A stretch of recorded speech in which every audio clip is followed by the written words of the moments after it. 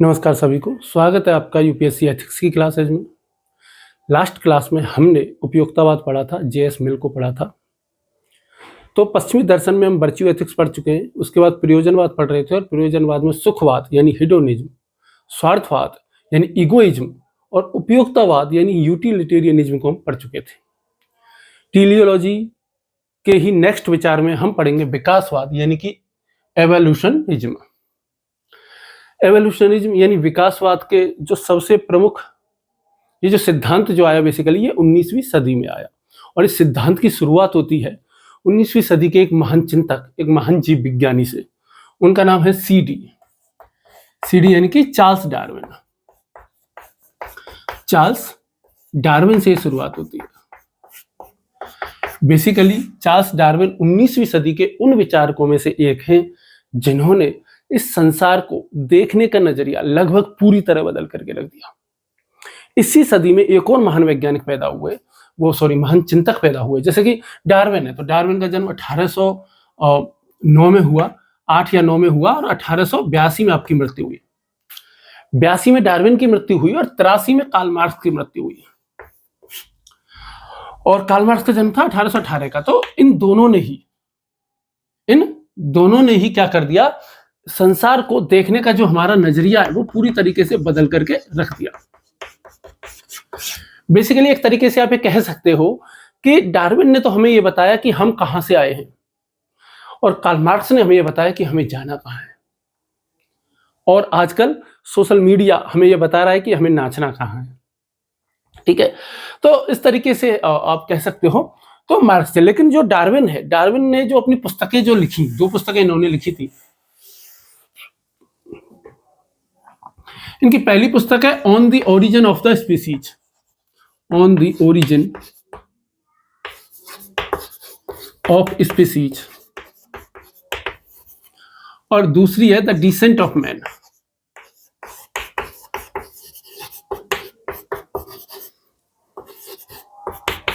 इन दोनों ही पुस्तकों ने संसार को देखने का जो नजरिया है वो लगभग पूरी तरीके से बदल दिया। डार्विन ने अपनी पहली पुस्तक में नेचुरल सिलेक्शन यानी कि प्राकृतिक चयन का सिद्धांत दिया। एक सिद्धांत दिया जिसको कहते हैं प्राकृतिक चयन का सिद्धांत। और प्राकृतिक चयन का सिद्धांत क्या कहता है कि जो आज का जो हम सृष्टि देख रहे हैं, आज का हम प्रत्येक जीव को जो हम देख रहे हैं, आज मानव को हम देख रहे हैं, प्रत्येक जीव को, प्रत्येक सजीव को हम देख रहे हैं, ये करोड़ों साल में धीरे धीरे एक क्रमिक विकास के दौरान इस स्थिति में आए हैं। ऐसा नहीं कि अचानक से आ गए, ये बहुत धीरे धीरे आए हैं। और जो द डिसेंट ऑफ मैन है, इसमें इन्होंने क्या कहा कि भाई जो मनुष्य के जो पूर्वज थे ना, वो कौन है? एप्स हैं। एप्स यानी कि वानर। यानी कि उन्होंने ये कहा कि पृथ्वी पर जितने भी सजीव हैं ना, लगभग सभी सजीव अमीबा की संतान है। किसकी संतान है? अमीबा की संतान है। अब जैसे ही डार्विन ने ये बातें कही, डार्विन को चर्च से फोन आ गया। अब डार्विन इंग्लैंड का व्यक्ति है, 19वीं सदी का व्यक्ति है। उस समय चर्च का बहुत ज्यादा प्रभाव था। तो चर्च का फोन आया और चर्च ने डार्विन को जो है वो डार्विन के साथ चर्च का संघर्ष हो गया। क्यों संघर्ष हो गया? क्योंकि इसने 2 सिद्धांत दिए, प्राकृतिक चयन का सिद्धांत दे दिया और ये कह दिया कि भाई हमारे पूर्वज वानर थे, अमीबा से हम सब का जन्म हुआ है। वहीं देखो बाइबल है, बाइबल के पहले अध्याय में ही, बाइबल का पहले अध्याय को ही हम क्या कहते हैं? जेनेसिस कहते हैं। क्या कहते हैं हम उसको? जेनेसिस कहते हैं। और जेनेसिस में एक सिद्धांत है और सिद्धांत को ही हम क्या कहते हैं? सृष्टिवाद हम उसको कहते हैं। क्रिएशनिज्म हम उसको कह देते हैं। उसका मतलब क्या है? देखो, बाइबल का पहला अध्याय जेनेसिस सृष्टिवाद क्या कहता है कि भाई क्या हुआ कि भगवान था, स्वर्ग में रहता था गॉड ने क्या किया कि एक दिन एडम बनाया, एक मानव बनाया और उस मानव का नाम क्या रखा? एडम, उसका नाम रख दिया। एडम अकेला एडम के लिए एक बगीचा बना हुआ था जिसको कहते हैं ईडन गार्डन, आपने नाम सुना होगा है ना। तो ईडन गार्डन था यानी कि स्वर्ग का बगीचा। तो वो उसमें घूमता था, मस्त रहता था एडम का मन नहीं लगता था, तो गॉड ने उसका मन लगाने के लिए ईव बना दी, एक महिला का निर्माण कर दिया जिसका नाम रखा ईव। ये दोनों रहते थे स्वर्ग में। तो इनसे मना किया गया था कि तुम वर्जित फल मत चखना। कौन सा फल मत चखना? वर्जित फल मत चखना। लेकिन शैतान सांप का रूप धर के आया और एडम को फुसला दिया, ईव को फुसला दिया, और ईव ने एडम को फुसला दिया कि नहीं, तुम वर्जित फल को खा लो। और जैसे ही एडम ने वर्जित फल खाया, जो एप्पल का जो कटा हुआ सेब आता है ना, वो वही वर्जित फल का ही सिंबल है। तो एडम ने जैसे ही वो वर्जित फल चखा, भगवान नाराज हो गए और गॉड ने क्या किया, एडम और ईव दोनों को स्वर्ग से निकालने के लिए सोचा। और स्वर्ग से निकालने के लिए उन्होंने क्या किया, 6 दिन में पूरी पृथ्वी सृष्टि बना दी, पूरा ब्रह्मांड बनाया 6 दिन में, और 7वें दिन आराम किया। ये जेनेसिस में कहानी चलती है, जेनेसिस अध्याय में, सृष्टिवाद जिसको हम कहते हैं, क्रिएशनिज्म। और एडम और ईव को पृथ्वी पर भेज दिया और उनसे कहा कि तुम पापी हो, और जब तक तुम पाप मुक्त नहीं हो जाते तब तक तुम वापस हीवन में, स्वर्ग में नहीं आ सकते, ईडन में वापस नहीं आ पाओगे। और ये जो गॉड है ना, इस गॉड का एक नाम क्या है, लूसीफर है, ठीक है। और इसी को शैतान का जो नाम है, जिस शैतान ने इनको भ्रमित किया, उसी को हम क्या कहते हैं, लूसीफर कहते हैं। इस्लाम में उसी शैतान को क्या कह देते हैं, इब्लिस कह देते हैं। और चूंकि इब्लिस ने और इनको क्या कह देते हैं, एडम और ईव को आदम और हव्वा कह देते हैं। और चूंकि इब्लिस ने ईश्वर का क्या कहते हैं कि आदम का सजदा करने से इनकार कर दिया, तो इब्लिस को क्या कर दिया, स्वर्ग से निकाल दिया गया। वो तो उस जमाने से जो है इब्लिस यानी शैतान जो है, वो क्या है, आदम के पीछे, आदम को परेशान करता रहता है, आदम से उसकी खुंदक है, नाराजगी है। तो ये सब कहानियां चलती हैं। तो इसका मतलब क्या कहानी चल रही है कि भाई मनुष्य किसका पुत्र है, भगवान का, ईश्वर का पुत्र है। और भगवान ने 6 दिन में पूरी सृष्टि बनाई है। डार्विन आया और डार्विन ने जो है वो 1859 में अपनी ये वाली पुस्तक लिखी, ठीक है, प्राकृतिक चयन का सिद्धांत दिया। और द डिसेंट ऑफ मैन लिखी उसने 1871 में। और इन दोनों पुस्तकों से उसने पूरी दुनिया को ही बदल दिया। और भाई जब ऐसे ऐसे तथ्य आएंगे तो धर्म को तो नुकसान होगा ना, तो धर्म वाले लोगों को तो बहुत परेशानी होगी, तो उनको बहुत दिक्कत हुई। देखो, दुनिया में जहां कहीं भी भगवान दिखता है, जिस किसी भी धर्म में, और जिनमें भगवान ना दिख के भगवान का पुत्र दिखता है, या फरिश्ते दिखते हैं, या एंजल दिखते हैं, वो सबके सब मूल रूप से मानव जैसे ही दिखते हैं। मतलब बेसिक डिजाइन मानव का है। जैसे उनके पंख लगा दिए, बस एक्स्ट्रा चीज क्या लगा दी, पंख लगा दी। एक्स्ट्रा चीज क्या लगा दिया, बहुत ज्यादा सुंदर है।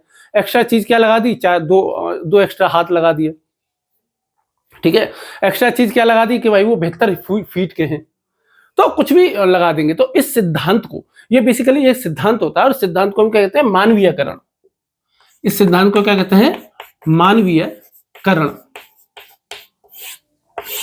अंग्रेजी में इसको कहते हैं एंथ्रोमोर्फोमॉर्फिज्म। एंथ्रोपोमॉर्फिज्म इसको हम कहते हैं। तो 6ठी शताब्दी ईस्वी में एक महान चिंतक हुए जिनका नाम है जेनोफेनेज। एक यूनानी दार्शनिक हुए जिनका नाम है जेनोफेनेज। उन्होंने इस सिद्धांत की बहुत आलोचना की। उन्होंने कहा कि ईश्वर, तो भाई अब तक विचारधारा क्या चलती थी कि ईश्वर मनुष्य को इतना प्यार करता है कि ईश्वर ने मनुष्य को अपने जैसा बनाया है। जेनोफेनेज आया, उसने इसका चिंतन का तर्क देते हुए क्या कहा कि ईश्वर ने मनुष्य को अपने जैसा बनाया कि नहीं बनाया ये तो नहीं पता, लेकिन मनुष्य ने ईश्वर को अपने जैसा जरूर बनाया है। उसने तर्क दिया कि यदि चींटियां अपना भगवान बना सकती, यदि बकरियां अपना भगवान बना सकती, यदि शेर अपना भगवान बना सकते, यदि हाथी अपना भगवान बना सकते, तो वो भी बिल्कुल चींटियों का भगवान चींटियों के जैसे दिखता, हाथियों का हाथियों जैसे दिखता, और बकरों का जो भगवान है वो बकरों जैसा ही दिखता। यानी कि यदि जानवर अपना भगवान बनाते तो वो दिखने में भी उन जानवरों के जैसा ही होता।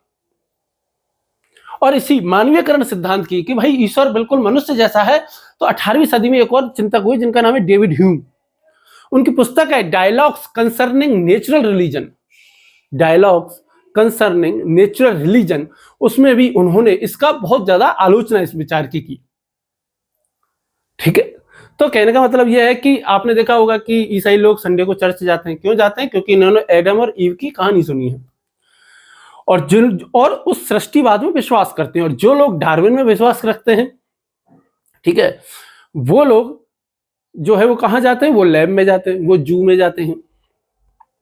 आपने एक फिल्म देखी होगी, उस फिल्म का नाम है 2001 अ स्पेस ओडिसी। स्टैनली कवरिक नाम के एक डायरेक्टर है, उन्होंने ये फिल्म बनाई है। उस फिल्म में उन्होंने ये दिखाया है कि कैसे मानव का क्रमिक विकास हुआ है, कैसे एप्स से मानव क्या क्या बना है, और एप्स से मतलब बानरों से कैसे मानव बना। तो उसमें एक बड़ा सा पत्थर दिखाते हैं, मोनोलिथ, और उस पत्थर से ही जो है वो विकास होता हुआ दिखाई देते हैं। कहने का मतलब ये है कि यदि चार्ल्स डार्विन के विकासवाद को यदि आप सिनेमा पे देखना चाहते हैं तो एक बार 2001 स्पेस ओडिसी जरूर देखें। अब मैं आपको पहले ही बता चुका हूं कि भाई चर्च जो है वो बहुत ज्यादा परेशान था। तो इसका एक उदाहरण मैं आपको बता देता हूं कि 1860 में ऑक्सफोर्ड यूनिवर्सिटी में डिबेट हुई। कहां? ऑक्सफोर्ड यूनिवर्सिटी में। और ऑक्सफोर्ड यूनिवर्सिटी में क्या हुआ, एक तरफ से आए थे थॉमस हक्सले जो कि डार्विन के बहुत बड़े समर्थक थे, और दूसरी तरफ से एक चर्च बैठे हुए थे, पादरी बैठे हुए थे, जिनका नाम सैमुअल विल्बरफोर्स था शायद। तो सैमुअल विल्बरफोर्स ने कहा कि अच्छा, तुम कहते हो कि भाई हमारे पूर्वज बंदर थे, तो ये बताओ कि तुम्हारे जो पूर्वज बंदर हैं वो तुम्हारे दादा की तरफ से बंदर हैं कि तुम्हारे नाना की तरफ से बंदर हैं? तो थॉमस हक्सले ने क्या जवाब दिया? थॉमस हक्सले ने यह जवाब दिया कि भाई कि ये तो पता नहीं कि दादा की तरफ से बंदर है कि नाना की तरफ से बंदर है, पर इतना जरूर पता है कि दोनों ही तरफ से किसी मूर्ख इंसान के पूर्वज हम जरूर नहीं हैं। ठीक है, तो ये बात है। तो बेसिकली आपने ये देख लिया, इसी सिद्धांत से एक सिद्धांत निकल करके आता है, और उस सिद्धांत को कहते हैं योग्यतम की उत्तरजीविता, सर्वाइवल ऑफ द फिटेस्ट। योग्यतम की उत्तरजीविता, कि जो सबसे ज्यादा फिट है, जो सबसे ज्यादा अपने आप को क्या कर लेता है, प्रकृति के अनुकूल बना लेता है, वही आगे बढ़ता है, वही जीव आगे बढ़ता है। तो इसका उदाहरण यदि आपको कहीं देखना हो तो आपने एक वेब सीरीज देखी होगी जिसका नाम है स्क्विड गेम। ठीक है, उसमें क्या कर रहा है, हर खिलाड़ी अपनी जान बचाने के लिए दूसरे खिलाड़ी को मारने के लिए तैयार है। और हर्बर्ट स्पेंसर को अभी हम पढ़ेंगे तो वहीं से क्या शुरू होती है, सापेक्ष नैतिकता। तो सापेक्ष नैतिकता का शुरुआती चरण है जहां अस्तित्व के लिए संघर्ष है। ठीक, तो बेसिकली अब आप ये समझ गए होंगे कि 19वीं सदी में चार्ल्स डार्विन के इन सिद्धांतों की वजह से एक शाखा विकसित हुई, नीति शास्त्र में एक नई शाखा, प्रयोजनवाद की एक नई शाखा विकसित हुई, जिसे विकासात्मक नीति शास्त्र कहते हैं या विकासवाद उसको हम कहते हैं। इसके यदि प्रमुख समर्थकों की यदि हम बात करें,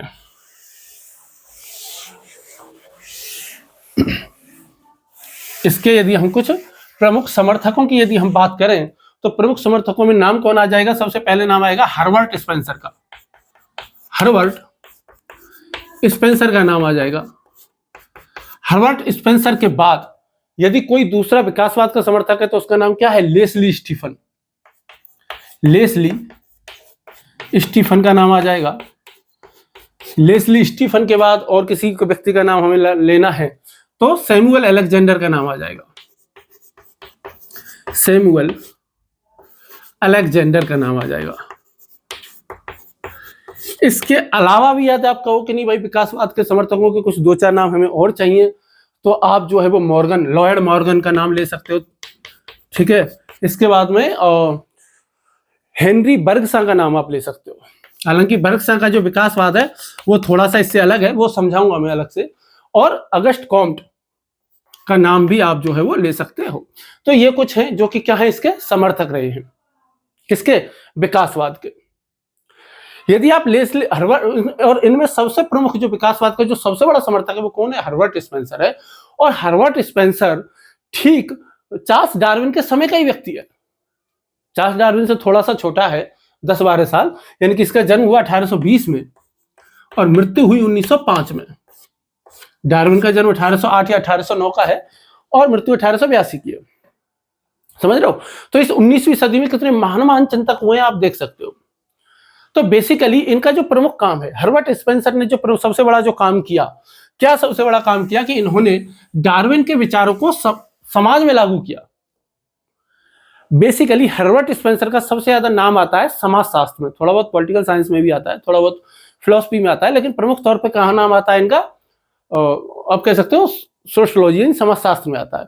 क्यों आता है? क्योंकि उन्होंने डार्विन के विचारों को समाज में लागू कर दिया, और चूंकि समाज में लागू कर दिया, इसी वजह से इनके विचारों को कहते हैं social Darwinism. Social Darwinism.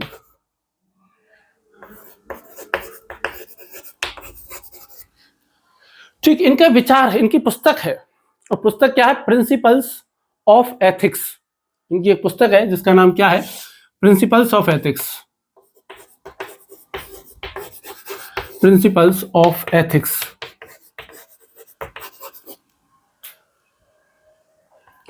Principles of ethics इनकी विचार है, और इसमें सोशल डार्विनिज्म का इन्होंने विचार दिया। डार्विन के विचारों के आने से पहले ये सामाजिक और नैतिक संदर्भों में इसी तरीके के विचार प्रयोग कर रहे थे, और इन्हीं ने जो है वो सर्वाइवल ऑफ द फिटेस्ट, यानी कि योग्यतम की उत्तरजीविता का सर्वाधिक प्रयोग इन्होंने किया। भाई उन्होंने तो जीव विज्ञान में प्रयोग किया योग्यतम की उत्तरजीविता का, हर्बर्ट स्पेंसर ने योग्यतम की उत्तरजीविता का प्रयोग किसके लिए किया? समाज में और नैतिकता के संदर्भ में किया। कौन से सिद्धांत का प्रयोग? योग्यतम की उत्तरजीविता, सर्वाइवल ऑफ द फिटेस्ट।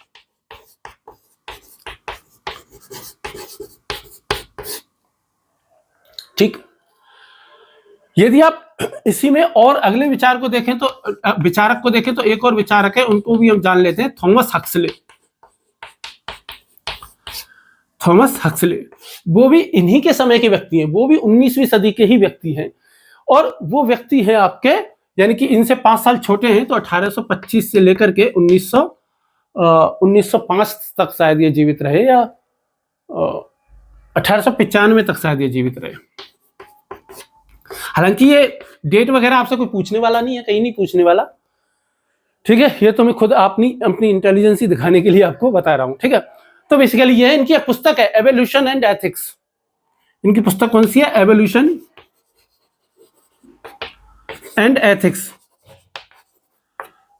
ठीक, तो इस पुस्तक में ये डार्विन के बहुत बड़े समर्थक थे, थॉमस हक्सले, है ना, और इन्होंने ये कहा कि भाई जो अस्तित्व के लिए संघर्ष है, सर्वाइवल ऑफ द फिटेस्ट है ना, नैतिकता इससे कहीं आगे है।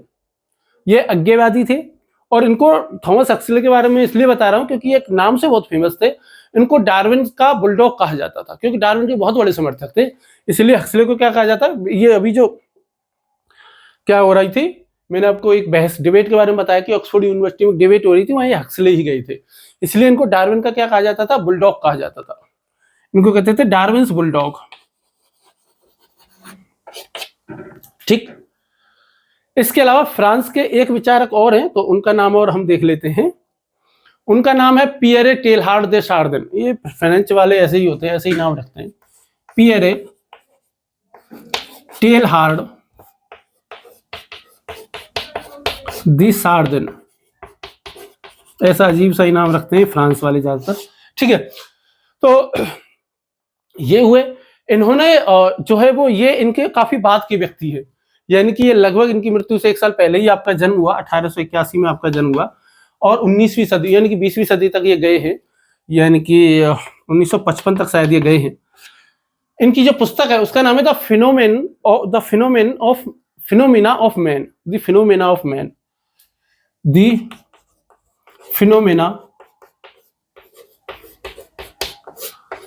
Of man. ये बेसिकली प्रकाशित ही नहीं हो पाई, इनके जीवन काल में ये पुस्तक प्रकाशित ही नहीं हो पाई। क्यों? क्योंकि चर्च के विरोध की वजह से, धर्म के विरोध की वजह से इनकी मृत्यु के बाद ये पुस्तक प्रकाशित हो पाई। इस पुस्तक में इन्होंने एक विचार दिया था, उस विचार को कहते हैं ओमेगा पॉइंट। ओमेगा पॉइंट विचार का क्या मतलब है? ओमेगा पॉइंट विचार का क्या मतलब है कि एक दिन ऐसा आएगा कि मनुष्य का धीरे धीरे विकास हो रहा है, उसकी चेतना का स्तर, उसकी बुद्धि का स्तर इतना ज्यादा विकसित हो जाएगा, एक दिन ऐसे पॉइंट पर पहुंच जाएगा जहां वो नैतिक और आध्यात्मिक रूप से चरम पे पहुंच जाएगा। जैसे हमारे यहाँ साधु सन्यासी नहीं पहुंच पाते कि बन जाते क्या ऐसे। और इसी तरीके का विचार किसने दिया? हमारे यहाँ भारत में दिया श्री अरविंदो घोष ने, ठीक है, जिन्होंने किसकी धारणा दी कि भाई अतिमानस की धारणा दी कि भाई एक दिन मनुष्य का दिमाग ही इतना ज्यादा विकसित हो जाएगा कि उसको वो नैतिक और आध्यात्मिक रूप से चरम पे पहुंच जाएगा अपने आप ही, ठीक। और इसको कहते हैं सुपर माइंड, हम कह सकते हैं, अरविंदो घोष इसको कहते हैं सुपर माइंड या अतिमानस। और पीएलए इसको क्या कहते हैं? ओमेगा पॉइंट, ठीक। चरम उत्कर्ष, दिमाग का जब बिल्कुल चरम उत्कर्ष हो जाएगा ना, उसको भाई मनुष्य का धीरे धीरे विकास हो रहा है और विकास हो रहा है, तो दिमाग विकसित हो रहा है, तो और ज्यादा जब नैतिक और आध्यात्मिक रूप से चरम विकास पे पहुंच जाएगा तो उसको हम क्या कह देंगे? ओमेगा पॉइंट हम कह देंगे, ठीक है। चलिए अब हम विकासवाद के प्रमुख सिद्धांत पढ़ लेते हैं नैतिकता के क्षेत्र में। किसके क्षेत्र में? नैतिकता के क्षेत्र में। सर्वाइवल ऑफ द फिटेस्ट, योग्यतम की तरजीवता, और ये सब विचार तो नेचुरल सिलेक्शन, ये विचार तो जो है वो बायोलॉजी में आते हैं। नैतिकता में कौन से विचार आते हैं वो हम देख लेते हैं, विकासवाद के। ठीक, तो ये सब मिटा देता हूं मैं आपको लिए।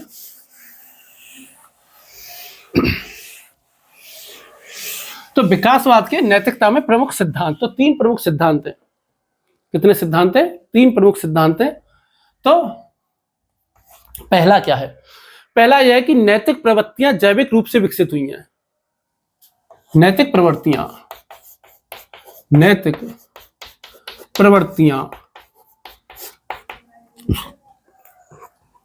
जैविक रूप से विकसित हुई हैं, यानी कि अपने आप विकसित हुई हैं, जबरदस्ती विकसित करनी नहीं पड़ी हैं,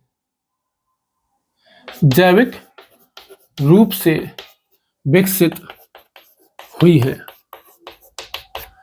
दूसरा ये बात कहते हैं कि भाई क्रमिक रूप से अपने आप ही होती जा रही है, समय के साथ में अपने आप ही होती जा रही है। दूसरा यह है कि समाज का नैतिक ढांचा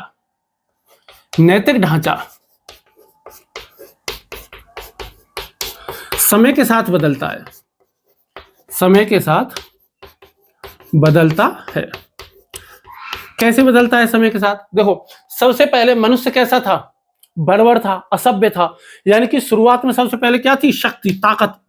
जिसके पास ताकत, जिसकी लाठी, उसकी भैंस वाला शासन चलता था शुरुआत में। तो जो ताकतवर होता था वही कबीले का सरदार हो जाता था, झुंड का मालिक हो जाता था, वही राजा बन जाता था। धीरे धीरे फिर उसके बाद में कानून बनने लगे कि जैसे भाई राजा का बड़ा बेटा ही राजा बनेगा, ठीक है, ऐसे करके।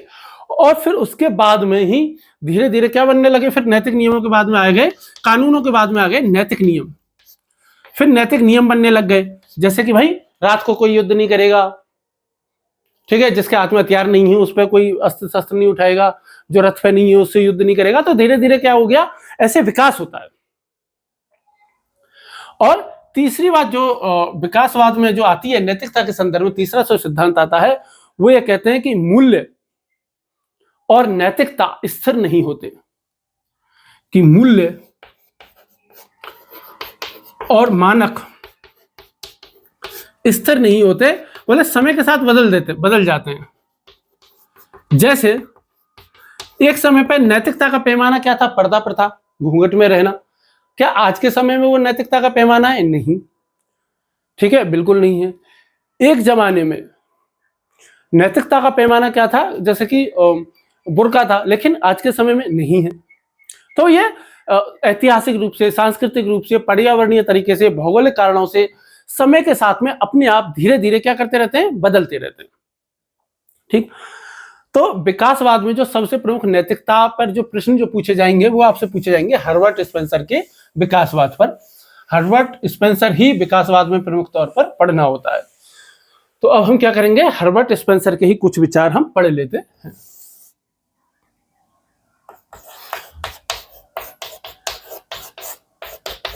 बेसिकली एथिक्स में विकासवाद का मतलब है हर्बर्ट स्पेंसर। ठीक, चलिए तो हर्बर्ट स्पेंसर बता देता हूं। बेसिकली हर्बर्ट स्पेंसर के विकासवाद को हम क्या कह देते हैं? विकासात्मक सुखवाद। इनका जो विकासवाद का सिद्धांत है इसको हम क्या कहते हैं? विकासात्मक सुखवाद। तो सुखवाद तो आपने पढ़ा हुआ है ही, हेडोनिज्म, वो तो कोई बड़ी बात है ही नहीं। विकासात्मक बस आपको पढ़ना है, यानी कि इन्होंने सुखवाद को आधार बनाया और उसमें एवोल्यूशनरिज्म को जोड़ दिया और क्या बन गया? इन्होंने विकासवादी नीतिशास्त्र इन्होंने बना दी। जैसे इनका सबसे पहला नैतिकता का जो बात है, जो ये कहते हैं कि भाई जीवन का अर्थ क्या है? जीवन का अर्थ है प्रकृति के साथ प्राणी के समायोजन की निरंतर प्रक्रिया। प्रकृति के साथ समायोजन की निरंतर प्रक्रिया। प्रकृति के साथ समायोजन की निरंतर प्रक्रिया।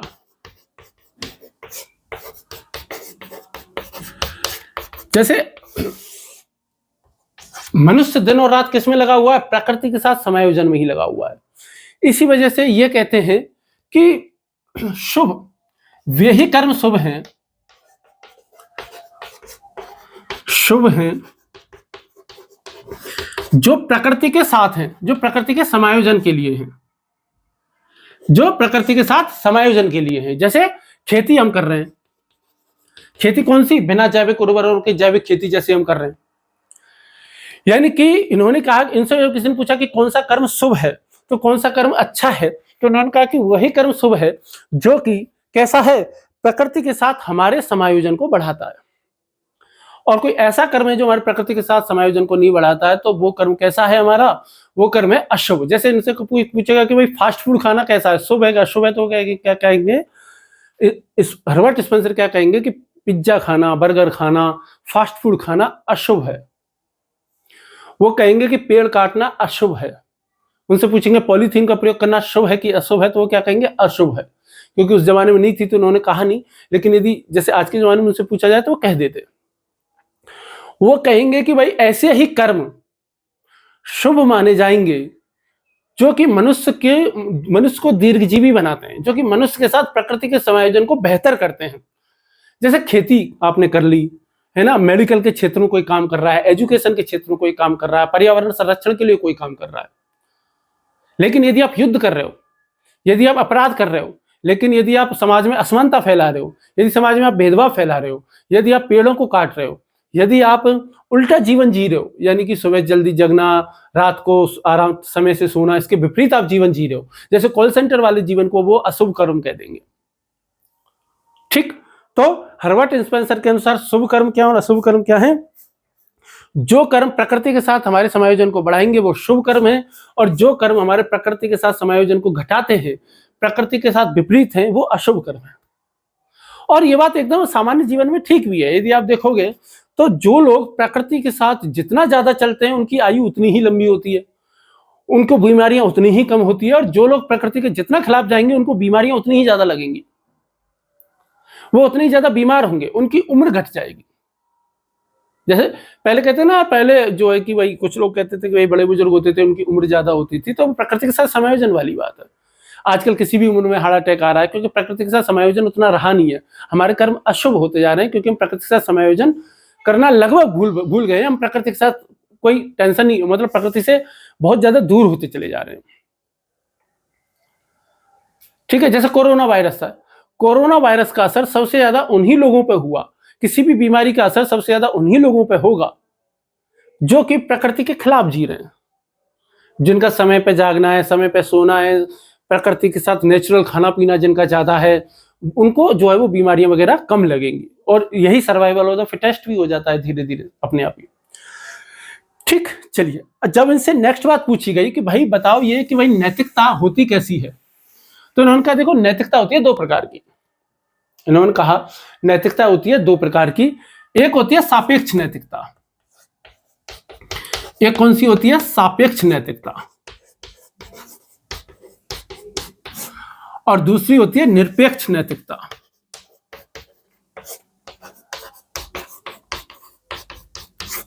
सापेक्ष नैतिकता यानी कि रिलेटिव मोरालिटी, यानी कि रिलेटिव मोरालिटी, और निरपेक्ष नैतिकता यानी कि एब्सोल्यूट मोरालिटी। तो इनसे पूछा गया कि भाई सापेक्ष नैतिकता क्या है और फिर निरपेक्ष नैतिकता क्या है, हमें बताओ। तो उनका सापेक्ष नैतिकता क्या है कि जो नैतिकता समय, स्थान, समाज, परिस्थिति, देश, काल, परिस्थितियों पर जो नैतिकता टिकी हुई होती है, उन पर निर्भर होती है, वही सापेक्ष नैतिकता है। यानी कि क्या सही और क्या गलत है, यदि यह इस चीज पर निर्भर करता है, समाज पर, देश पर, काल पर, परिस्थितियों पर, तो उसको हम क्या कह देंगे? सापेक्ष नैतिकता कह देंगे। जैसे मांसाहार, जैसे पर्दा प्रथा, जैसे बुर्का, और भी कई सारी प्रथाएं हो गई। तो भाई जैसे मांसाहार है, एक समाज में मांसाहार को नैतिक माना जाता है, ठीक है, और एक ऐसा भी समाज है जिसमें मांसाहार को अनैतिक माना जाता है। ठीक है, जैसे जैन है, जैन धर्म चूंकि अहिंसा पे बहुत ज्यादा जोर देता है, ठीक है, ऐसे ही हिंदू धर्म भी है जो कि अहिंसा पे बहुत ज्यादा जोर देता है, तो उसमें मांसाहार अनैतिक है। लेकिन वहीं ईसाईयत में या इस्लाम में जो है वो मांसाहार अनैतिक नहीं है। ठीक, और यही अलग अलग समाजों में आ जाता है। जैसे पर्दा प्रथा है, जैसे बुर्का है, आप देखोगे बुर्का है या जिसको हिजाब हम कह देते हैं ना, एक ऐसा समाज हो सकता है जहां हिजाब पहनने पर आपको नैतिक माना जाएगा, और वही एक ऐसा समाज भी हो सकता है इसी वर्तमान संसार में जहां हिजाब पहनने पर, बुर्का पहनने पर हो सकता है आपको जेल हो जाए, क्योंकि बुर्का कई सारे देशों में बैन है और कई सारे देशों में अनिवार्य है। ईरान जैसे देशों में बुर्का अनिवार्य है, और वही फ्रांस या श्रीलंका जैसे देशों में या और भी कई सारे देशों में जो है वो बुर्का क्या है, बैन है। तो आप समझ रहे हो, यानी कि काम एक ही है, लेकिन एक जगह वो नैतिक है और दूसरी जगह अनैतिक है। यदि कोई ऐसा कर्म है तो उसको हम क्या कहते हैं, सापेक्ष नैतिकता, रिलेटिव मोरालिटी उसको हम कहते हैं। अब निरपेक्ष नैतिकता क्या होती है, सार्वभौमिक और शाश्वत। निरपेक्ष नैतिकता कैसी होती है, सार्वभौमिक और शाश्वत। सार्वभौमिक और शाश्वत का मतलब क्या है, शाश्वत का मतलब यह है कि पूरी दुनिया में और हमेशा से कोई सी भी देश काल परिस्थिति कुछ भी हो, कुछ ऐसी नैतिकता होती है जो कि हर देश काल परिस्थिति हर समाज में मानी जाएगी, जैसे सत्य, जैसे अहिंसा, जैसे करुणा, ठीक है, जैसे दया, जैसे समानता, जैसे न्याय। अब ये कुछ ऐसे, जैसे ईमानदारी, ठीक है। तो ये सारे के सारे क्या हैं, चाहे कोई सी भी संस्कृति हो, कोई सा भी धर्म हो, कोई सा भी समाज हो, कोई सा भी देश हो, ये हर जगह क्या माना जाएगा, ये नैतिकता क्या मानी जाएगी, सार्वभौमिक और शाश्वत है। इसी को कहते हैं निरपेक्ष नैतिकता। जैसे निर्दोष को मारना, निर्दोष की जान लेने पर हर समाज आपकी आलोचना करेगा। हर समाज में निर्दोष की जान ना लेने की का काम होता है कि बातें होती है। क्यों होती है, क्योंकि ये सार्वभौमिक नैतिकता, ये निरपेक्ष नैतिकता है। और इन्हीं को हम क्या कह देते हैं, मूल्य हम कह देते हैं। इनको हम क्या कह देते हैं, यही हमारे क्या है, मूल्य है, जो कि हर देश काल परिस्थिति में स्थिर रहते हैं। ठीक। अब हर्बर्ट स्पेंसर इस बात को समझाते हैं कि भाई जब सभ्यता की शुरुआत हुई, तो जब सभ्यता की शुरुआत जो होती है ना, किसी भी सभ्यता की शुरुआत वो होती है सापेक्ष नैतिकता से। सॉरी, सापेक्ष नैतिकता से किसकी सब शुरुआत होती है, सभ्यता की शुरुआत जो हुई है मानव सभ्यता की, वो होती है सापेक्ष नैतिकता से, जहां मनुष्यों का आचरण बहुत कम विकसित है और वो ज्यादातर ऐसा आचरण करते हैं, ऐसे कार्य करते हैं जो कि समायोजन में बाधक होता है, जैसे आपस में संघर्ष करना, है ना, आपस में सहयोग नहीं करना, ऐसे। लेकिन धीरे धीरे आचरण विकसित होता है, समायोजन बहुत बेहतर होता रहता है, ठीक है। और धीरे धीरे जो है वो सापेक्ष नैतिकता से मानव किसकी तरफ बढ़ता है, निरपेक्ष नैतिकता की तरफ बढ़ता है। और जो व्यक्ति निरपेक्ष नैतिकता की तरफ बहुत ज्यादा बढ़ जाता है, जिसका विकास हो जाता है, एवोल्यूशन, उसके मन से स्वार्थ पूरी तरह खत्म हो जाता है। थॉमस हॉब्स रोता है बेचारा इस बात को सुन करके, जब हर्बर्ट स्पेंसर कहते हैं ना कि जब मनुष्य का विकास होगा ना, तो एक समय पे जाके उसका स्वार्थ खत्म हो जाएगा। और थॉमस हॉब्स जो कि स्वार्थवाद का सबसे बड़ा समर्थक था, वो क्या कहता है कि दुनिया में हर एक व्यक्ति स्वार्थी है, स्वार्थ के बिना तो कुछ हो ही नहीं सकता। लेकिन हर्बर्ट स्पेंसर कहता है कि व्यक्ति अपना व्यक्तिगत स्वार्थ भूल जाएगा, अपना व्यक्तिगत फायदा भूल जाएगा, और उसके मन में केवल पूरे ब्रह्मांड का भला करने की ही बातें आएंगी। कब आएंगी, उसका धीरे धीरे विकास हो जाएगा और निरपेक्ष नैतिकता के चरम पे पहुंच जाएगा। याद करो, मैंने आपको गीता पढ़ाई थी, गीता का अध्याय 6 पढ़ाया था, और गीता के अध्याय 6 में मैंने आपको बताया था कि भगवान कृष्ण ने योगी की परिभाषा उसमें दी है कि सच्चा योगी कौन है। तो सच्चा योगी कौन है, जो सभी प्राणियों को समदृष्टि से देखता है। जैसे अर्जुन भगवान कृष्ण ने पूछता है कि भगवान, जो द्रौपदी का जो वस्त्र हरण हुआ, मुझे उस पर क्रोध करना चाहिए कि नहीं करना चाहिए। तो उन्होंने कहा कि तुम्हें इस बात पर क्रोध नहीं करना चाहिए कि द्रौपदी का चीर हरण हुआ, बल्कि इस बात पर तुम्हें अधिक क्रोध आना चाहिए कि जो समाज ऐसा है कि जिस समाज में इतनी सम्मानित स्त्री और परिवार की स्त्री को, और सरकार से जो संबंधित है, शासन से जो संबंधित है, उस परिवार की संबंधित स्त्री को सबके सामने यदि उसके साथ में ऐसा किया जा सकता है, तो उस सोचो कि उस समाज में आम स्त्रियों की क्या हालत होगी। तुम्हें इस बात पे क्रोध आना चाहिए कि वो समाज आखिर इतना नैतिक क्यों नहीं है, इस बात पे तुम्हें ज्यादा क्रोध आना चाहिए।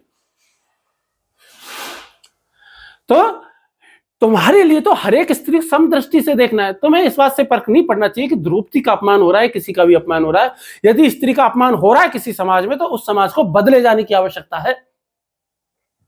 और वो कहते हैं कि तुम्हें तो स्वहित और परहित के भेद को भूल जाना है, और योगी व्यक्ति कैसा होता है? योगी ऐसा ही होता है कि जो स्वहित और परहित के भेद को भूल जाता है। और यही बात हर्बर्ट स्पेंसर कहते हैं कि भाई निरपेक्ष नैतिकता कब आएगी? धीरे धीरे एवोल्यूशन के बाद आएगी और प्रत्येक मानव ऐसा होगा। और वैसे गीता में कहा गया है कि उसके लिए ना शत्रु मित्र, सुख दुख, लाभ हानि, जय पराजय, मान अपमान, हर दृष्टि में जो समय ही रहता है वो उठ चुका है। जो व्यक्ति ऊपर उठ चुका है, जो अपनी इंद्रियों को नियंत्रित कर चुका है, उसका मन शांत हो चुका है, स्थिर हो चुका है, वो लोक कल्याण में ही अपना कल्याण देखता है। वो व्यक्तिगत कर्मफल की इच्छा ही नहीं करता। तो ऐसे ही व्यक्ति कैसा होता है? ऐसे व्यक्ति को निरपेक्ष नैतिक व्यक्ति कहते हैं, जो कि समय के साथ विकसित होगा, अपने आप होगा। और ऐसे कई सारे समाज होते भी हैं। जैसे भारत हिंदू धर्म में सतयुग की जो कल्पना है, सतयुग में क्या है कि हर एक मनुष्य कोई भी झूठ भी नहीं बोलता है, पूरी सच्चाई सच्चाई का चारों तरफ राज्य है, सत्य ही सत्य है चारों तरफ। सत्य कम होने लगता है तो त्रेता युग आ जाता है, सत्य और ज्यादा कम होने लगता है तो द्वापर आ जाता है, और जब असत्य का बोलबाला हो जाता है तो कलयुग आ जाता है। आपने अवतार मूवी देखी होगी ना? अवतार तो 2 मूवी आ चुकी है, अब तक तीसरी भी आने वाली है। तो अवतार मूवी में क्या है? अवतार मूवी का जो समाज है वो सब समाज कैसा है? निरपेक्ष नैतिक समाज है, कि वो व्यक्तिगत स्वार्थ से ऊपर उठ करके, व्यक्तिगत स्वार्थ ही नहीं है उन लोगों का, और वो समाज के हिसाब से रह रहे हैं, निरपेक्ष नैतिक हो चुके हैं। ठीक है, बात समझ में आ रही है आपकी? ठीक है, तो अगला विचार हम पढ़ लेते हैं। किसका? हर्बर्ट स्पेंसर नैतिकता के बारे में आगे क्या कहते हैं। आगे हर्बर्ट स्पेंसर जो है वो कहते हैं कि भाई देखो, समय के साथ नियम कानून बने हैं, विकास की एक लंबी प्रक्रिया के बाद में क्या बने हैं? इतने नियम कानून बने हैं। तो हजारों वर्षों से हमारे पूर्वजों ने जिन नियम कानूनों को बनाया है, जिन नैतिक नियमों व सद्गुणों की खोज की है, जो कि समाज को बेहतर बनाने के उद्देश्य पर आधारित हैं, अतः उनका पालन करना चाहिए। यानी कि नैतिक नियमों का पालन करना, मतलब नियम कोई से भी है, यह पालन करना आवश्यक है। समाज ने समय के साथ में जो नियम बनाए हैं, हजारों लाखों करोड़ों वर्षों में जो नियम बनाए हैं, और वो इसलिए बनाए ताकि समाज की रक्षा हो सके, समाज बेहतर हो सके। तो प्रत्येक मनुष्य का यह कर्तव्य बनता है कि वो उन नियमों का पूरी तरीके से पालन करे। जैसे सड़क पर गाड़ी चलाने के नियम बने, तो एक दिन में तो बने नहीं होंगे, कई हजार सालों में बने हैं। और कई हजार सालों में किस लिए बने? क्योंकि कई बार एक्सीडेंट होते थे, दुर्घटनाएं होती थी, है ना? तो उसको बेहतर करने के लिए हुए। और भी कई सारे नियम बने, जैसे कि दिन में काम करना है, जैसे चोरी नहीं करना है, जैसे सत्य बोलना है। तो ये सब कैसे बने? समय के साथ बने। समानता का जो नियम बना, तो क्यों बने? और इसलिए ये नियम बने ताकि भाई समाज जो है वो बेहतर हो सके। और यदि आप समाज के पुराने नियमों को तोड़ोगे, जैसे समाज है, समाज बना दिया है कि भाई इस तरीके से कार्य करना है, जो भी नैतिक नियम है, झूठ नहीं बोलना, चोरी नहीं करना, है ना, और ये सारे काम जो करने हैं, उनसे क्या होता है? समाज बेहतर होता है।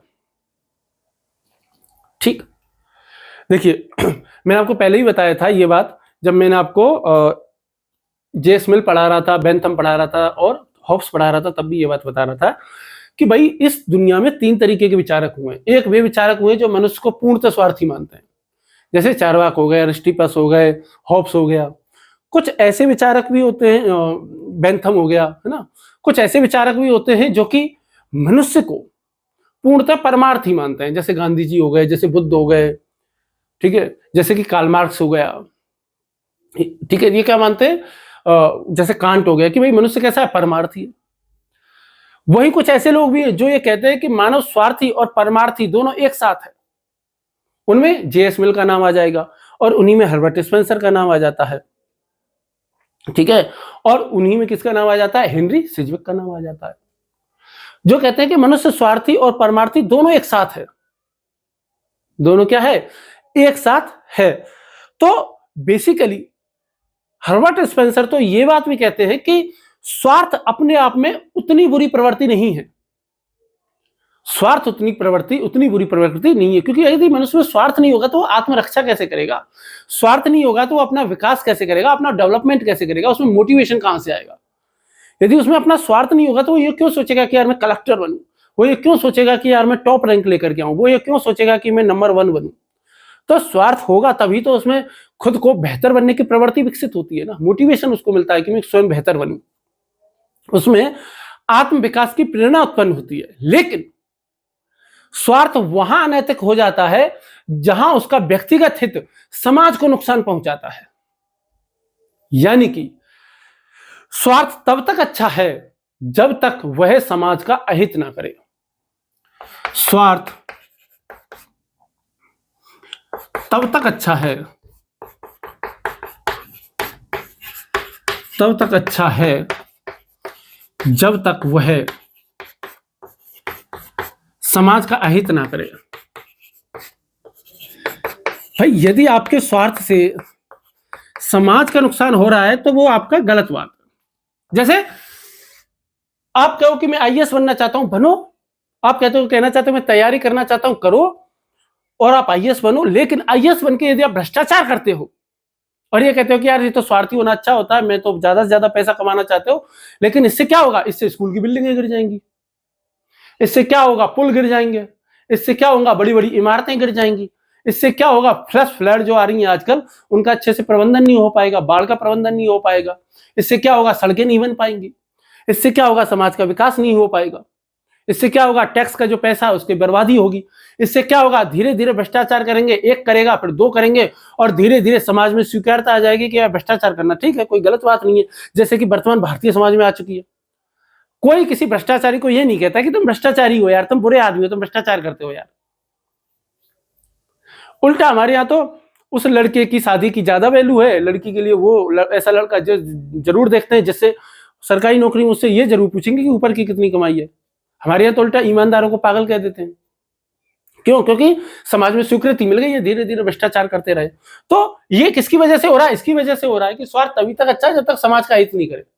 आप बिजनेस कर रहे हो, करो, पैसे कमाना चाहते हो कमाओ, लेकिन नकली मसाले मत बेचो यार। लेकिन पर ऐप बनाना है बनाओ, लेकिन डेटा चोरी मत करो। भाई एक बिजनेसमैन है, पैसे कमाता है, रिस्क लेता है, सब कुछ है, लेकिन लोगों को, कितने सारे लोगों को रोजगार देता है। जैसे अंबानी ने आज की डेट में कितने सारे लोगों को रोजगार दे रखा है, टाटा ने आज कितने लोगों को रोजगार दे रखा है, एलन मस्क ने कितने सारे लोगों को रोजगार दे रखा है, मारुति सुजुकी ने कितने सारे लोगों को जो है वो रोजगार दे रखा है। लेकिन यदि कोई अनैतिक काम करे, नकली मसाले बेच रहा है, ठीक है, तो या डेटा चोरी कर रहा है, तो क्या होगा? समाज को नुकसान होगा, अर्थव्यवस्था को नुकसान होगा। तो वो कैसा हो जाएगा? वो स्वार्थ अनैतिक हो जाएगा। लेकिन उसी से ही यदि वो स्वार्थ अपना तब तक है जिससे समाज को नुकसान नहीं हो रहा, उल्टा फायदा ही हो रहा है, तब तक वो स्वार्थ कैसा है? वो नैतिक है, उसमें कोई दिक्कत वाली बात नहीं। ठीक, अगली बात क्या कहता है वो? अगली बात वो कहता है कि हर व्यक्ति को पूरी आजादी है, लेकिन तभी तक आजादी है जब तक वो दूसरे की आजादी में बाधक ना हो। यानी कि प्रत्येक व्यक्ति को वहां तक पूरी स्वतंत्रता मिलनी चाहिए जहां तक उसके कार्य या किसी अन्य व्यक्ति की स्वतंत्रता में कोई बाधा ना आए। पॉलिटिकल साइंस में कथन है कि मुझे अपने हाथ हिलाने का शौक है, पूरा अधिकार है, मैं अपना हाथ हिला सकता हूं, लेकिन वहीं तक जहां तक दूसरे का चेहरा बीच में ना आए। पता चला मैं अपना हाथ हिला रहा हूं, ठीक है, सामने वाले के थप्पड़ लग गया और मैंने कहा कि यार मुझे तो पूरी आजादी है, मैं तो मार सकता हूं। अगला फिर पैर हिलाएगा कि मुझे भी पूरी आजादी है, अगला फिर लाठी हिलाएगा कि मुझे पूरी आजादी है, अगला फिर तलवार हिलाएगा, मुझे पूरी आजादी, अगला फिर बंदूक हिलाएगा, मुझे पूरी आजादी है। और फिर आंख के बदले आंख, पूरी दुनिया अंधी हो जाएगी। यही तो गांधी जी कहते हैं। ठीक है, जैसे आपको म्यूजिक सुनने की पूरी आजादी है, आप खूब म्यूजिक सुनो, पर रात को 2 बजे आप लाउड म्यूजिक चलाओगे, इस बात की आजादी नहीं है। आपको संगीत सुनने की आजादी है, लेकिन एक लिमिट में ही। आपको शादी में डीजे बजाने की आजादी है, लेकिन रात 11 बजे तक ही, रात 10 बजे तक ही। ठीक है, तो बेसिकली आपको आजादी है, लेकिन आपकी आजादी कहां खत्म हो जाती है? जहां से किसी दूसरे व्यक्ति की आजादी शुरू होती है। आपको स्वतंत्रता है अपना जीवन अपनी मर्जी से जीने की, लेकिन आपकी स्वतंत्रता वहीं खत्म हो जाती है जहां से दूसरे की स्वतंत्रता शुरू होती है। जैसे कि आपको पूरी स्वतंत्रता है, आप हनीमून मना सकते हो, ठीक है, बिल्कुल मनाओ, लेकिन यदि आप कहो कि नहीं भाई मैं तो बीच सड़क पे बनाऊंगा, तो उस चीज की आजादी थोड़ी है, क्योंकि उससे पूरे समाज का ढांचा बिगड़ेगा। आप कहो कि भाई मुझे तो वस्त्र ना पहनने की आजादी है तो पहनो, अपने घर में रहो, जैसे रहना है। लेकिन यदि आप कहो कि भाई मैं तो बाजार में भी ऐसे ही घूमूंगा, तो उस चीज की आजादी थोड़ी है आपको। आपको उन कार्यों की आजादी नहीं मिल सकती जिन कार्यों से समाज का ढांचा खराब होता है, समाज के नैतिक मानक खराब होते हैं। क्योंकि एक व्यक्ति करेगा, धीरे धीरे एक का उदाहरण सेट हो जाएगा। जैसे सार्थ का भी मैंने बताया था पिछली क्लास में कि भाई प्रत्येक व्यक्ति आपको कभी ना कभी उदाहरण मान ही लेगा और फिर वो भी ऐसा ही कार्य करेगा। तो बेसिकली तो तीसरा विचार उसको क्या है कि प्रत्येक व्यक्ति को स्वतंत्रता है, लेकिन वहीं तक पूरी स्वतंत्रता है जहां तक किसी अगले व्यक्ति की स्वतंत्रता में वो बाधा उत्पन्न ना करे। ठीक, अगला क्या है? स्वतंत्रता। ठीक है, और अगला जो विचार है उसका वो कौन सा विचार है कि भाई क्षमताओं के अनुसार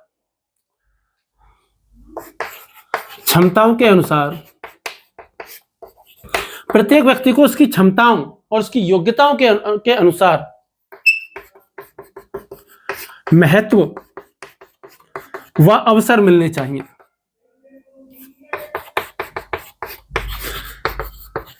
यानी कि जिसमें जितनी ज्यादा योग्यता है उसको उतने ही ज्यादा अवसर भी मिलने चाहिए किसी भी कार्य को बेहतर करने के लिए। योग्य व्यक्ति को ज्यादा अवसर दिए जाने चाहिए क्योंकि वह अपनी योग्यता के बल पर समाज को बदल सकता है।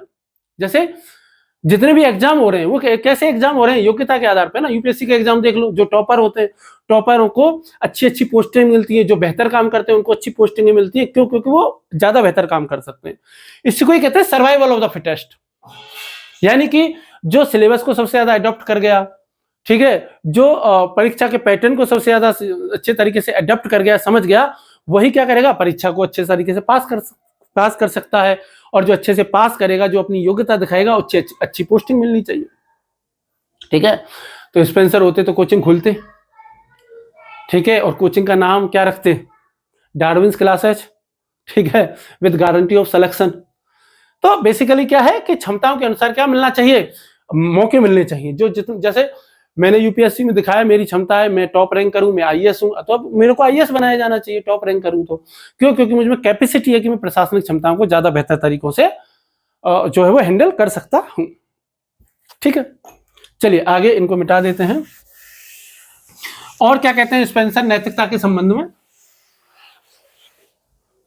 और स्पेंसर नैतिकता के संबंध में ये कहते हैं कि भाई असहायों की जो असहाय है उनको सहयोग व संरक्षण मिलना चाहिए। असहायों को सहयोग व संरक्षण। देखो ये जो विचार मैं आपको बता रहा हूं, इस विचार से पहले हर्बर्ट स्पेंसर की बहुत आलोचना होती है। और हर्बर्ट स्पेंसर के बारे में कहा जाता है कि भाई वो योग्यतम की उत्तरजीविता की बात कहता है और समाज में भी इसे लागू करने की बात कहता है। जब समाज में योग्यतम की उत्तरजीविता को लागू कर देंगे तो फिर बच्चों का क्या होगा, फिर विकलांगों का क्या होगा, फिर जो मंदबुद्धि लोग हैं उनका क्या होगा, फिर जिन लोगों को नेचुरली कम प्रतिभा मिली है भगवान से उनका क्या होगा। तो उनके लिए हर्बर्ट स्पेंसर क्या कह रहे हैं कि असहायों को सहयोग व संरक्षण मिलना चाहिए। और इसीलिए जैसे आजकल क्या है, कल्याणकारी राज्य चलता है, तो कल्याणकारी राज्य क्या करता है भाई? राशन दे रहा है, ठीक है, चिकित्सा दे रहा है, एजुकेशन दे रहा है। तो ये साथ, जैसे पबजी गेम नहीं होता, पबजी गेम में किसी को रिवाइव कर देते हैं, कोई मर जाता है उसको रिवाइव कर देते हैं। तो क्यों? तो रिवाइव करने का मतलब ये है कि भाई जो कमजोर हैं, जैसे बच्चे हो गए, विकलांग हो गए, तो उनको क्या करना चाहिए? सहयोग किया जाना चाहिए। जैसे कबड्डी है, कबड्डी में कोई मर जाता है तो फिर उसको जिंदा कर देते हैं ना वापस, ऐसे।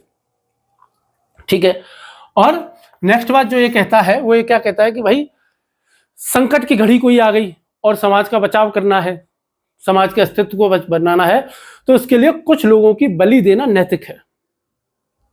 यानी कि समाज के अस्तित्व के लिए, समाज के अस्तित्व के लिए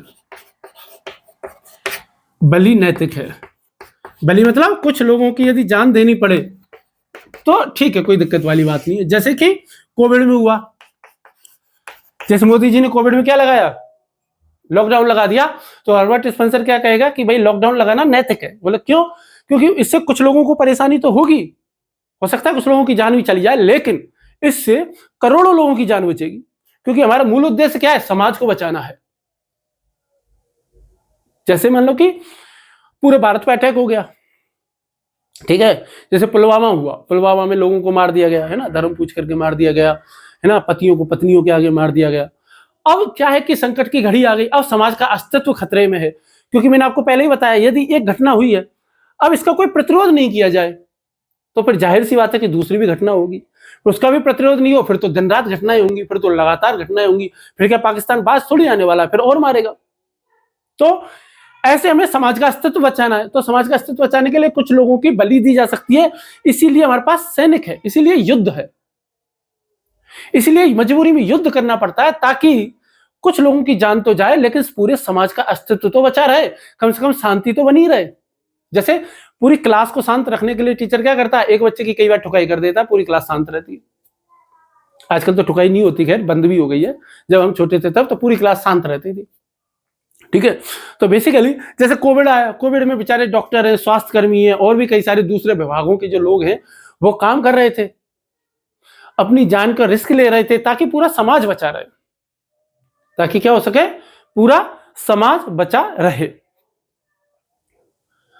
ठीक है। चलिए नेक्स्ट जो इसका विचार है, और वो जो विचार है वो विचार क्या कहता है कि भाई जो व्यक्ति नैतिकता का पालन नहीं करते या जो नियमों का पालन नहीं करते उन्हें दंड दिया जाना नैतिक है, ठीक है। अनैतिक लोगों को दंड देना नैतिक है, अनैतिक लोगों को दंड देना नैतिक है। देख रहे हो हर्बर्ट स्पेंसर मुझे लगता है पूरी तरह गीता से प्रभावित लगता है मुझे तो, कि भाई अधर्म उनके साथ है तो अधर्मियों को मारना तो सही बात है, सत्य, ठीक है। तो वही अनैतिक लोगों को दंड देना क्या है, नैतिक है। क्योंकि भाई कुछ लोग हैं जो ऐसे कि जैसे यदि आप सड़क के नियमों का पालन नहीं करते, यातायात के नियमों का पालन नहीं करते तो आपका चालान होता है, तो सही बात है, इसमें कुछ भी गलत नहीं है, ये नैतिक बात है, ये हर्बर्ट स्पेंसर कहेगा। यदि आप चोरी करते हो, डाका डालते हो, मर्डर करते हो, कुछ भी नियमों को तोड़ते हो तो आपको राज्य यदि सजा दे रहा है तो सजा देना नैतिक है। टैक्स चोरी करने वालों पर सरकार कार्रवाई करती है तो वो नैतिक है। यदि कोई व्यक्ति बहुत बड़ा भूमाफिया है, कोई बहुत बड़ा बाहुबली बन के बैठा हुआ, कोई बहुत बड़ा गुंडा बन करके बैठा हुआ है, लोगों की जमीनें कब्जा लेता है, ठीक है, और अपने आप को बहुत बड़ा गुंडा समझता है, ठीक है, लोगों को डराता है, तो वहां पे सरकार का जिम्मेदारी है कि चाहे कितना ही बड़ा गुंडा क्यों ना हो, सरकार को चाहिए कि वो कहे कि मुझसे बड़ा गुंडा कोई नहीं हो सकता। और यदि सरकार ऐसे लोगों को की हत्या करती है, ऐसे लोगों को मारती है, ऐसे लोगों को सजा देती है, तो वो नैतिक है। किसके अनुसार, हर्बर्ट स्पेंसर के अनुसार। तो हर्बर्ट स्पेंसर से के हिसाब से यदि आप पूछोगे कि योगी जी कैसे मुख्यमंत्री हैं, तो वो क्या कहेंगे, सबसे ज्यादा नैतिक मुख्यमंत्री योगी जी है भाई। क्यों? क्योंकि वो क्या कर रहे हैं, समाज के अस्तित्व को बचा रहे हैं पूरी तरीके से, और समाज को अस्तित्व को पूरी तरीके से बचाने के लिए करोड़ों लोगों को, भाई 25 करोड़ की जनसंख्या है यूपी की, तो 25 करोड़ लोगों को बचाने के लिए यदि कुछ 50-100 लोगों की जान लेनी भी पड़ रही है तो कम से कम नहीं तो ये क्या है, ये नैतिक है। ये कौन कह रहा है, मैं नहीं कह रहा, हर्बर्ट स्पेंसर कह रहा है इस बात को। जो व्यक्ति नैतिकता के नियमों का पालन नहीं कर रहे, समाज में बने नियमों का पालन नहीं कर रहे हैं, उनको दंड देना क्या है, नैतिक है। समाज में जो नियम बने हुए हैं उन नियमों का यदि आप पालन नहीं करोगे तो आपको दंड मिलेगा, और दंड मिलना कैसा है, नैतिक है। तो ये सारे के सारे विचार किसके हैं, हर्बर्ट स्पेंसर के ये विचार हैं, और इनको कहते हैं विकासात्मक नीति शास्त्र। अब विकासवाद के जो विचारों की जो तुलना है वो हम कुछ और विचारकों से और कर लेते हैं।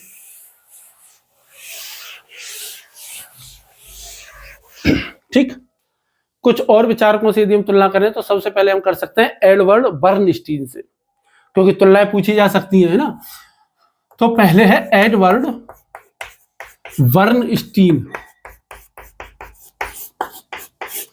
ये एक चिंतक है एडवर्ड बर्नस्टीन, ठीक है। ये भी चिंतक कब के हैं, 19वीं-20वीं सदी के व्यक्ति है, 19वीं-20वीं सदी के, यानी कि 1850 में आपका जन्म है और 1932 में शायद आपकी मृत्यु है एडवर्ड बर्नस्टीन की।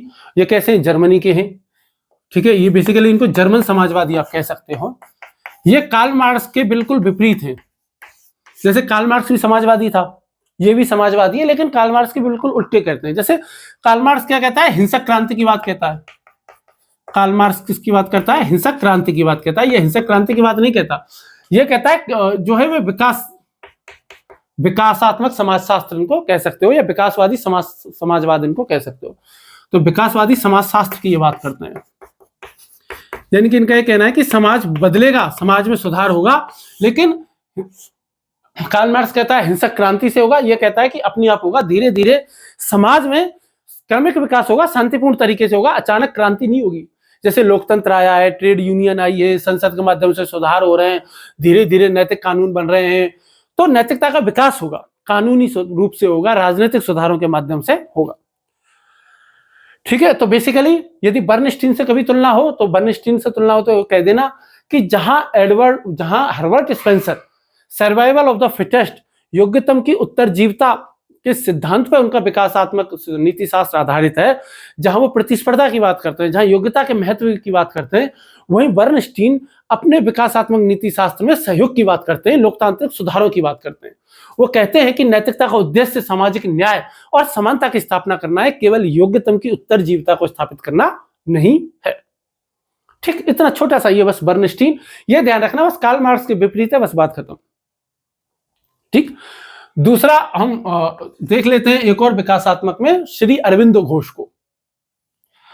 भारत के महान क्रांतिकारी रहे हैं और महान दार्शनिकों में से एक रहे हैं भारत के वर्तमान काल में, आधुनिक काल में, श्री अरविंदो घोष। अरविंदो घोष भी जो है वो ये 19वीं और 20वीं सदी के व्यक्ति हैं, यानी कि आपका जन्म हुआ 1872 में और मृत्यु हुई 1950 में, आजादी के बाद। ठीक है, पांडिचेरी में अपना आश्रम खोल लिया था। पहले इन्होंने जो है वो काफी संघर्ष किया। ठीक है, गर्म दल के से संबंध रखते थे। तो बेसिकली अरविंदो घोष के बारे में आपको एक बात बताऊं कि जैसे हम ईश्वर के पुत्र हैं या नहीं, ये नहीं पता। अमीबा की संतान है या नहीं, इस पे भी बहुत सारे लोग क्वेश्चन मार्क लगा देते हैं। यानी कि डार्विन ने हमें ये सवाल दिया कि हम ईश्वर के पुत्र हैं या अमीबा की संतान है, और डार्विन ने कहा कि हम अमीबा की संतान है। लेकिन एक और सवाल है कि क्या हमारे अंदर ईश्वर बनने की क्षमता है? तो श्री अरविंदो घोष इस बारे में बहुत अच्छी बात कहते हैं कि उनका कहता है कि हाँ बिल्कुल है। वो आध्यात्मिक विकासवाद की बात करते हैं। वो विकासवाद में कौन से विकासवाद की बात करते हैं? आध्यात्मिक विकासवाद की। आध्यात्मिक विकासवाद, वो कहते हैं कि हम ईश्वर के पुत्र हैं या नहीं ये तो पता नहीं, लेकिन हम में ईश्वर बनने की क्षमता जरूर है। वो कहते हैं कि भाई अभी हम मन के स्तर पर हैं और हम धीरे धीरे किसकी तरफ जाएंगे? विकास हमारा होगा और हम सुपर माइंड की तरफ जाएंगे, अति मानस की तरफ जाएंगे, जहां हम अपनी चेतना को इतना विकसित कर लेंगे कि जहां हम में और ईश्वर में कोई भेद नहीं रह जाएगा।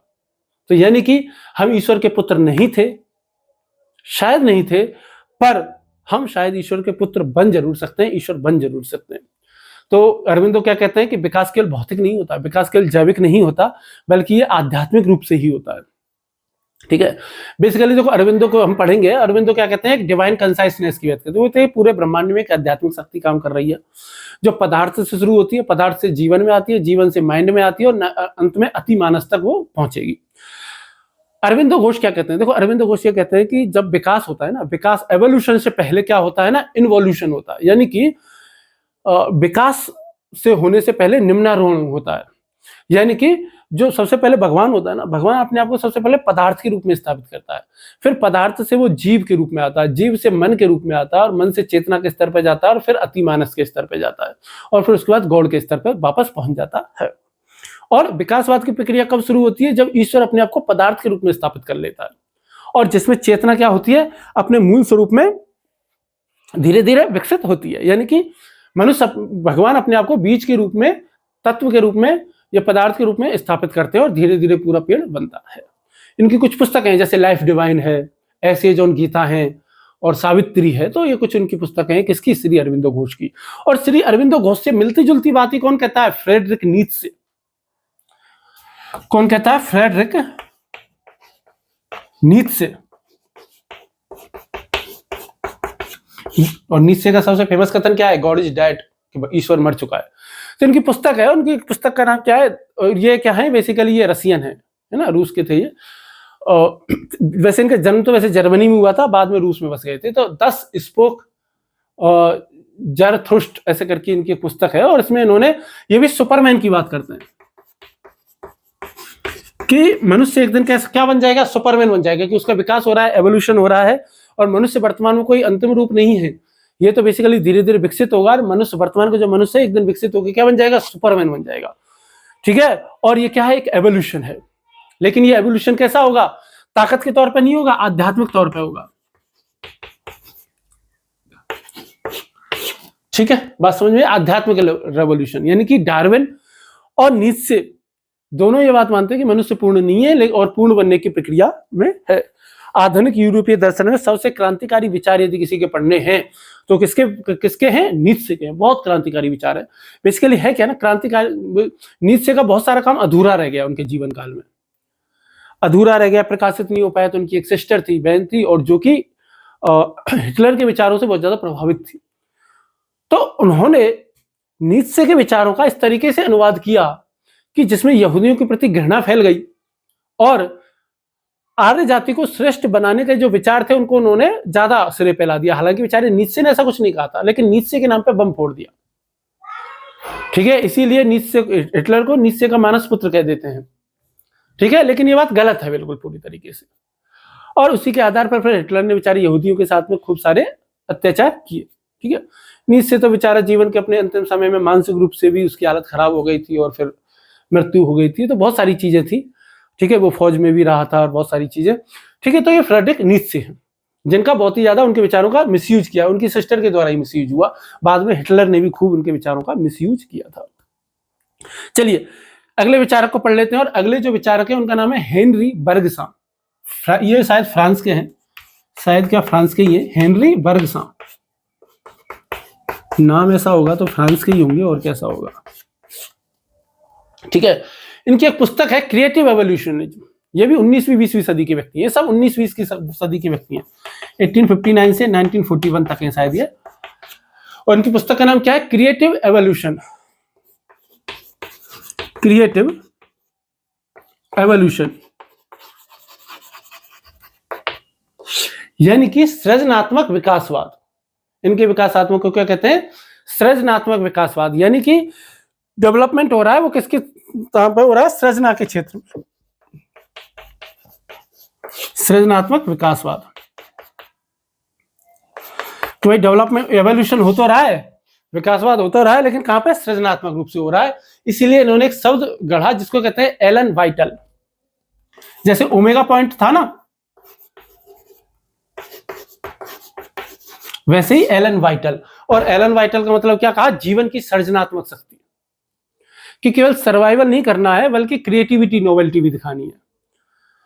ठीक है, तो सर्वाइवल ऑफ द फिटेस्ट से आगे बढ़ के इन्होंने क्या कहा, survival of the most creative की इन्होंने बात कही कि जो सबसे ज्यादा क्रिएटिव लोग हैं वो सबसे ज्यादा सर्वाइव करेंगे।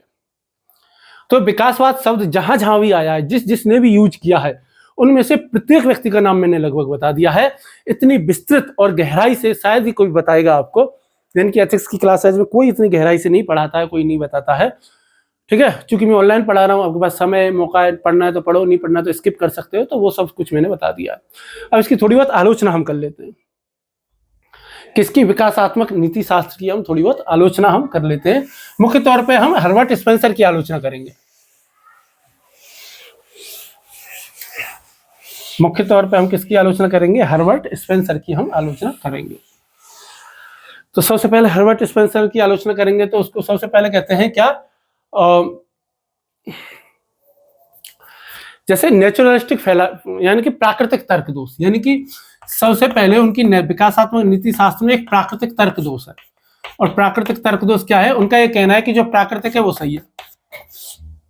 जो उन्होंने क्या कहा कि जो प्राकृतिक है वो सही है, कि भाई जो प्राकृतिक है वही अच्छा है। यह तर्क गलत माना जाता है कि भाई समाज, हम भाई स्पेंसर में बताता है कि समाज कैसे विकसित होता है, लेकिन समाज में सही क्या है वो अच्छी तरीके से नहीं बताता। वो कहता है कि भाई समाज में जो कुछ भी प्राकृतिक है वो सही है।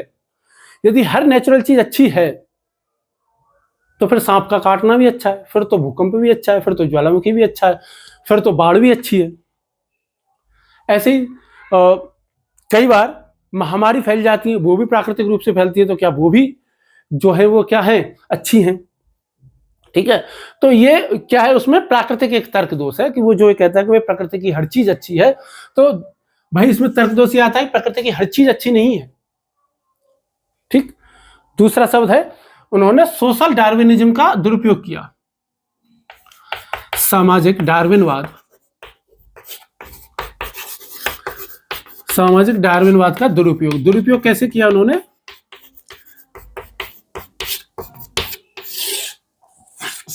दुरुपयोग ऐसे किया कि भाई उन्होंने डार्विन के विचारों को तोड़ा मरोड़ा और गलत इस्तेमाल किया। जैसे उन्होंने जब कहा ना कि सर्वाइवल ऑफ द फिटेस्ट की बात कही, योग्यतम ही जीवित रहेगा। जब योग्यतम ही जीवित रहेगा तो हिटलर ने भी तो ये बात कही कि हम श्रेष्ठ हैं तो हम जीवित रहेंगे, और अपने लोगों को मार दिया। अंग्रेज भारत में आए तो अपने आप को श्रेष्ठ ही तो बताते थे कि भाई हम श्रेष्ठ हैं, और इसी आधार पर वो भारतीयों का शोषण करने लगे। तो नस्लवाद अमेरिका में गोरे लोग क्या कहते हैं कि हम श्रेष्ठ हैं, काले लोग घटिया हैं, तो काले लोगों का हम शोषण करेंगे, इसीलिए काले लोगों के साथ वो अन्याय करने लग गए।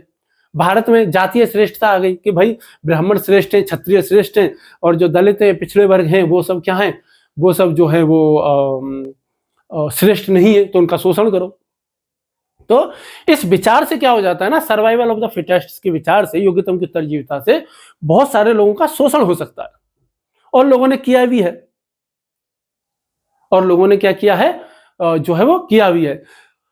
ठीक है, तो इससे क्या होता है, गड़बड़ी हो जाती है। देखो, दुनिया में एक नियम हमेशा ध्यान रखना, जो व्यक्ति अपने आप को श्रेष्ठ समझता है वह कभी श्रेष्ठ हो ही नहीं सकता। जिस दिन आप स्वयं को श्रेष्ठ समझ लोगे उस दिन आप श्रेष्ठ रहोगे ही नहीं। यदि आपको जीवन में लगता है कि मैं बहुत बड़ा हीरो हूं और मैंने सब कुछ अकेले ने हासिल किया है, तो आपसे बड़ा मूर्ख कोई नहीं हो सकता। जैसे ही आप समझते हो कि भाई मैं तो आईएएस अधिकारी हूं और मेरे ऑफिस में जो चपरासी है, जो पियोन के जो नौकरी कर रहा है, जो क्लर्क है, वो मुझसे बहुत निचले स्तर के व्यक्ति है, मैं श्रेष्ठ हूं और ये घटिया है, उसी दिन आप श्रेष्ठ रहते ही नहीं। उसी दिन आपने समझ लो कि उस पोस्ट की सारी बेइज्जती करके रख दी, क्योंकि उसी दिन आप समझ लेते हो कि मैं जीवन में कुछ सीख नहीं सकता, मेरा घड़ा पूरी तरह भर चुका है, अब मैं कुछ और जान नहीं सकता। उस दिन आपके अंदर अहंकार आ जाएगा, घमंड आ जाएगा, और उसी दिन से आप में सीखने की क्षमताएं पूरी तरीके से खत्म हो जाएंगी। आप में मानवीय गुण धीरे धीरे खत्म होने लग जाएंगे। फिर आप न्याय की, समानता की, भाईचारे की, इस तरह की बातें जीवन में कभी कर ही नहीं पाओगे। आप एक बेहतर इंसान जीवन में कभी बन ही नहीं पाओगे जिस दिन आप ये सोच लोगे कि मैं अन्य दूसरे मनुष्यों से श्रेष्ठ हूं। आप अन्य मनुष्यों से किस चीज में श्रेष्ठ होना? हम सबको जो चीज मानव बनाती है, वो सब चीज में तो हम सब में तो वही बराबर ही है। ठीक है, तो बेसिकली कोई अधिक योग्य है नहीं। जब भी अधिक योग्य की बात होती है, जैसे अंग्रेजों ने अपने आप को अधिक योग्य कहा, तो उपनिवेशवाद आया, शोषण आया, अन्याय आया, अत्याचार आया। किसी भी व्यक्ति को देख लो, हिटलर ने अपने आप को श्रेष्ठ बताया तो अत्याचार हुए, बहुत सारा शोषण हुआ। बुद्ध ने कभी अपने आप को श्रेष्ठ नहीं कहा, महावीर स्वामी ने कभी अपने आप को श्रेष्ठ नहीं कहा, कांट ने अपने आप को कभी श्रेष्ठ नहीं कहा, गांधी जी ने कभी अपने आप को श्रेष्ठ नहीं कहा, नेल्सन मंडेला ने कभी अपने आप को श्रेष्ठ नहीं कहा। इसी वजह से वो लोग समाज में बेहतर तरीके से काम कर पाए। ठीक, चलिए, तीसरी बात जो इनकी आलोचना होती है वो होती है नैतिक मूल्यों का सापेक्षवाद। नैतिक मूल्यों का सापेक्षवाद, नैतिक मूल्यों का सापेक्षवाद। और नैतिक मूल्यों का सापेक्षवाद क्या कहता है कि यदि सब कुछ विकास का परिणाम है, तो फिर वही तुम ये कैसे कह सकते हो कि कुछ मूल्य निरपेक्ष भी होते हैं? तुम क्या कह रहे हो, हर चीज धीरे धीरे विकसित होती है। हर चीज धीरे धीरे विकसित हो रही है तो मूल्य भी तो विकसित होने चाहिए ना। सत्य भी बदल जाना चाहिए था, अहिंसा का मूल्य भी बदल जाना चाहिए था, करुणा का मूल्य भी बदल जाना चाहिए था। ठीक है, तो ऐसा है नहीं। दूसरी बात यह भी है कि कुछ चीजें एक समाज में अच्छी हैं, कुछ चीजें दूसरी में खराब हो सकती हैं। आप ये कहते हो, तो इससे तो कुछ समाज अवसरवादी हो जाते हैं।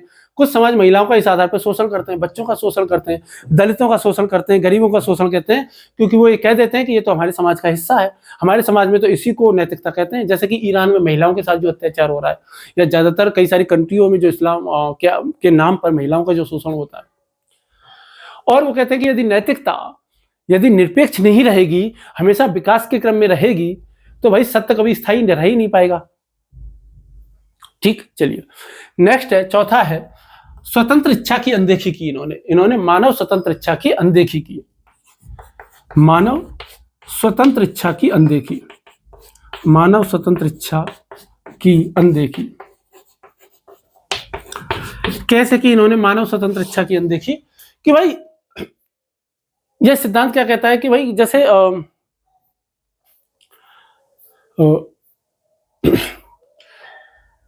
कि भाई कोई डीएम ये कह दे कि भाई ऐसा है कि भाई